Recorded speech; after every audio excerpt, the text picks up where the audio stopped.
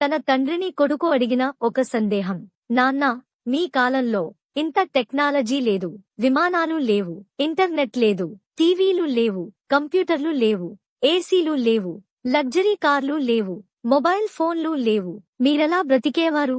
దానికి ఆ తరము తండ్రిగారు ఇచ్చిన ఆన్సర్: మీ తరమువారు ఈ రోజుల్లో ఎలాగైతే ప్రార్థన లేకుండా, మర్యాద లేకుండా, ప్లానింగ్ లేకుండా, క్రమశిక్షణ లేకుండా, పెద్దల ఎడల గౌరవం లేకుండా, మన చరిత్రపై అవగాహన లేకుండా, కుటుంబ విలువలపై ఏమాత్రం పట్టింపులు లేకుండా, ఏ మోరల్స్ లేకుండా రోజులు ఎలా గడిపేస్తున్నారో మేము ఆ మోరల్స్ అన్నీ పాటిస్తూ ఆనందముగా జీవించాము. మేము మీలాగా వాహనం నడిపేటప్పుడు హెల్మెట్ ధరించలేదు.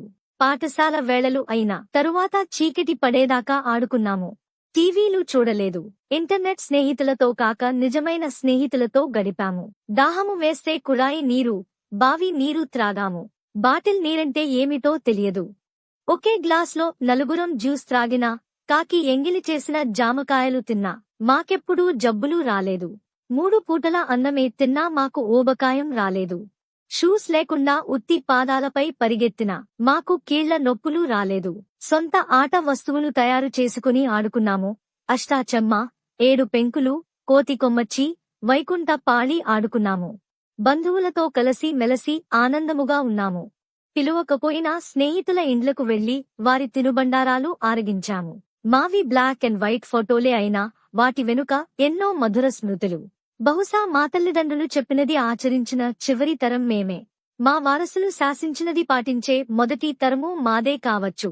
అయినప్పటికీ మీ యాంత్రిక జీవితానికి యథాశక్తి సహాయపడుతున్న వాళ్లము. మేము ఒక లిమిటెడ్ ఎడిషన్ మోడల్స్ లాంటి వాళ్లము.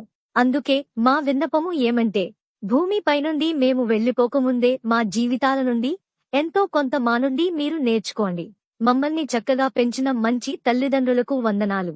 మేము అలా పెంచడం చేతకాని ఈ సమాజంలో ఓడిపోయిన మొదటి తరం తల్లిదండ్రులం అవుతున్నాం.